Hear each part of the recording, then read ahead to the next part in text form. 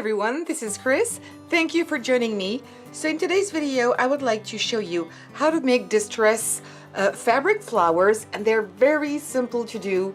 You can use scraps to do these flowers. So they're distressed, and if you used very light colors like cream or white or very light pink, they would really have a shabby look to them. But I didn't really have the exact colors, so I just thought this would be anyway a very interesting way to make flowers for embellishments. You can use these also for your cards if you wanted to, because they're not that thick. If you use something flatter as the center here, it would really fit into a card but still keep its 3D look to it. So I really like them, and if I come closer, you're gonna see that I've used certain types of fabric that do fray. If you want to have this distressed look, you need to have something that it frays a lot, and you're going to have to help it a little bit more. But I'm going to show you two more examples here. They're the same flowers. I just distressed one, and I really tried to fray it as much as I could. I could have probably spent more time on this, and this one is just natural. I almost leave it as is. The other difference here is the cut here that I made into my fabric. Here it's fairly large compared to this one. Here my cuts are much smaller, about the half of it. So it's also going to give a little different look. So really, depending on what you want, the looks are going to be very different. This one is really distressed, and it looks like crazy stuff, a little bit like my hair in the morning when I wake up, and this one is neater. So depending on the look you want, just go for one or the other, maybe both. Also depending on the theme you have or the person maybe you want to offer it to. I really like this one. I like the color of it. I've got some glue strings here I need to take away, but I really enjoy doing this. So it's going to be very simple. The materials, oh, I wanted to show you this one. I didn't put the center yet, but I hope you'll be able to see it. But it's got a shimmer to it. I've put a little bit of glitter on the edges, and I've decided that this one was white. Actually, it's about the same color as this one, not exactly, a little lighter.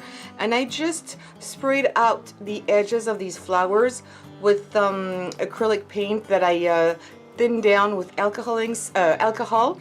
rubbing alcohol, so it's going to evaporate and dry very quickly.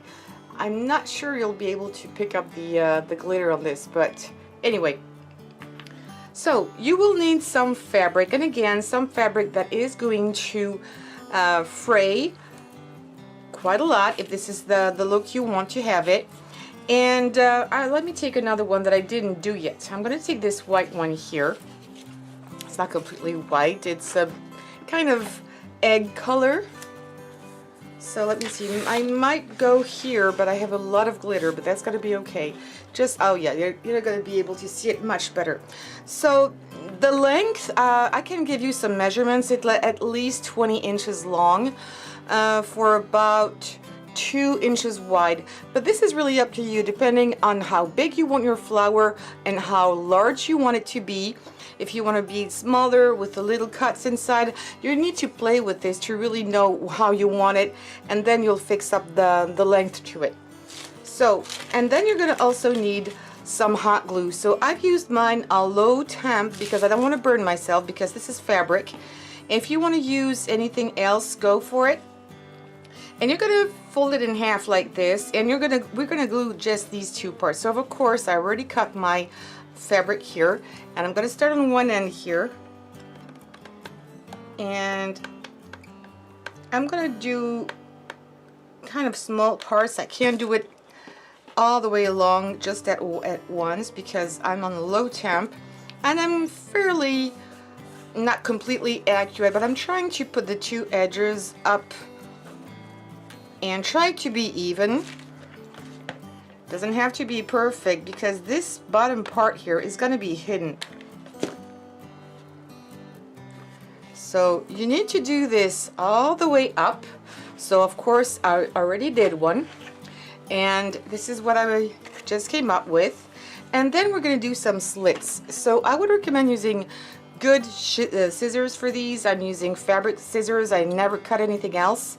And what I like to do in order to go a little faster is just to fold it in half. If your fabric is really thin, you might want to fold it one more time, but this one is quite stiff, so I'm not sure I'm going to be able to cut through all the layers. So I'm just going to fold them. Try to put them border to border as even as you can, and then you're going to start making your slits. So you can space them as much as you wish. I'm going for about 1/4 of an inch deep. You can go further in. It's going to look like this. The deeper you go, it's going to be, it's going to wiggle a little bit more. If you go less, let me see which one. Even this one, no, this one was quite deep. This one was less deep. It's not going to move along so much. So it's going to have, again, a different look. So I'm just going to do this fairly even. You don't have to measure anything. If some of them are a little smaller than the others, that's totally fine. So you're going to do this all the way until the end. And again, I've advanced myself, so this one is already done. And what you will also need is, for the bottom part, I didn't show you this, but I used a piece of felt, and I used brown because I know that these are going to be glued to a card, so I won't be able to see the back of it. But if you want to match it exactly, you can use the same fabric. I just already cut mine into this brown one because I think brown and beige is quite nice together. So now what you're going to do, and I'm going to cut this piece because it's really not nice, and I want to try and begin with something a little neater. So you see, this can obviously be a piece of scrap fabric, and you're going to start putting a glue. So I didn't cut my circle very well, and you're going to ask me, what is the size of your circle? Well, it depends on the size of your flower, so you're really going to have to play with this. Usually I try to make it a little bigger than the width of my fabric here. And if I'm not gonna use this whole bit here. I'm gonna have to cut it. So that's gonna be good because I'm probably gonna make 2 or 3 of these. So now I'm gonna put some glue. I'm gonna start putting our flower together. So just do a little bit, don't go crazy. Don't do a bigger piece like this. And I'm gonna start putting it around like this. And every time we're gonna start turning and twisting our fabric a little bit. And here I'm just to cut it down because I've noticed that it's going to be nicer in the end. So then I fold it back, and I'm going to start where I finished. Put more glue here. And this one is going to be rather big. And you see, if I want to turn, I have to overlap here a little bit. So what I do then is I just put a dab of glue underneath my fabric and fold it back like this. And this part is going to be hidden anyway. So I'm going to keep on doing this all the way. And I'm doing sections by sections. I think it looks better. If you want to go too quick, especially if you have a low temp glue gun, it's going to dry on you very quickly. You could also probably cut this piece here if you wanted to.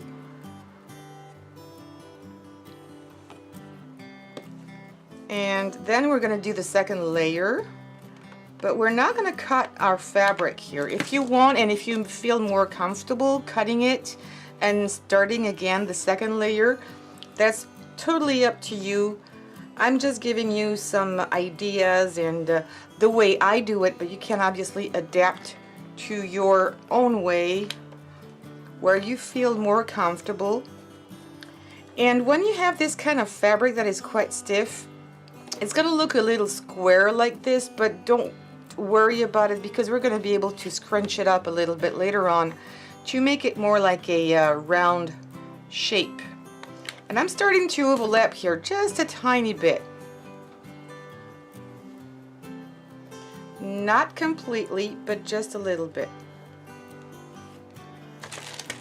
And I'm really happy with the glue gun because it really sticks to fabric very well because it's a porous surface.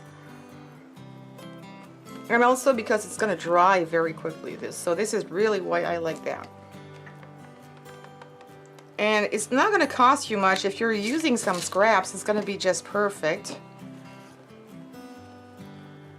And now I'm still overlapping, but I'm going a little bit inwards. You see, I'm leaving a little gap here. Let me get a little closer, not too much. I'm just giving a little gap, so I think it's more interesting. And every time we're going to start the second or the third row, we're going to do this the same way. So if you want to fast forward, I'm not going to show you all the way because I think you understand the way I made it, and I'll show you how you can finish your flower. Okay, so now that I'm quite happy with it, I don't want to do more. What I'm going to do is just trim some place here when I want to finish it, where I've already done a slit.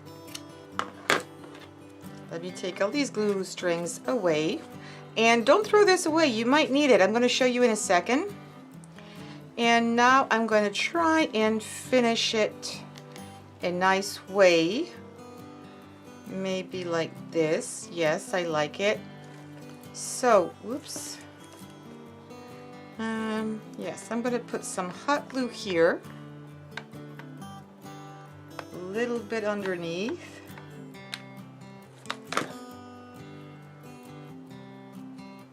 There, and I'm just going to press it down. And a little bit here just to keep it open. And if the inside of your flower it doesn't look great, don't worry. If you want to make more loops inside, you can, but if you want to stop here, you just need to put something big in the center to cover it up. But before doing this, I would recommend starting to fluff it. Ooh, these glue strings. So at this stage, what I'm going to do is just, depending if you want to make it really distressed or not, this one I need to make it a little shorter. So you know what I'm going to do, because look at that, it's going a bit out. I am just going to put a tiny bit of glue here and kind of shorten it. And I don't really care if it's not beautiful on the back. Like I said, I'm going to glue this onto a card. It doesn't really have to be perfect. And it's not that ugly anyway. So if you wanted to, again, you could put something in the middle. This is maybe not the best color, and probably something bigger. And then you have to play around with your fabric to make it really look nice. Otherwise, what I'm going to do here is I'm going to start doing this in order. And as you can see, I'm going to come back a little closer. I'm putting my fingers in the middle, and I'm starting to crunch everything up, and it's going to start to fray. So yes, you will have a lot of these pieces everywhere, but hey, if you want to have something nice, you've got to spend some time on it, right? So I know this is not really riveting, but you need to spend some time depending on how much, again, you want it to have this distressed look. You can do this maybe watching your favorite show on TV or listening to music or even an audiobook. I think sometimes we forget to read or we don't have time. And I'm not making any commercial for audiobook, but I like sometimes to listen to one or stories like that. I think it's great. So I'm doing on one side, and then I just change to make sure I'm really going in here everywhere with my fingers and pulling all these bits like this. And also I'm fluffing it up a little bit.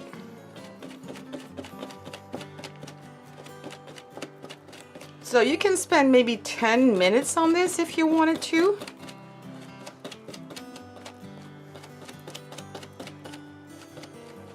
And what I also tried yesterday, and I think it's going a little faster, but be careful with the trick I'm going to show you because it might damage some of your fabrics, is to use a brush. This one is a very old brush. I just keep it in my craft room. And you can also use this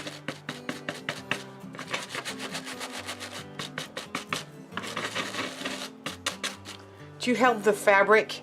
It's going to make it happen a little faster, but I'm not a very patient person.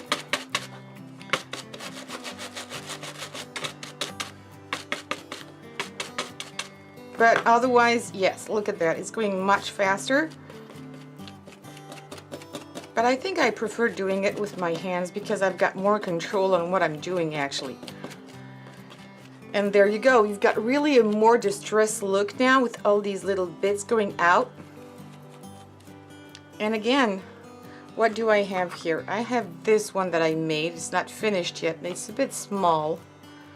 The color is not the right color, but you can use something really bigger like old jewelry, old brooches, and you can always put these back in here.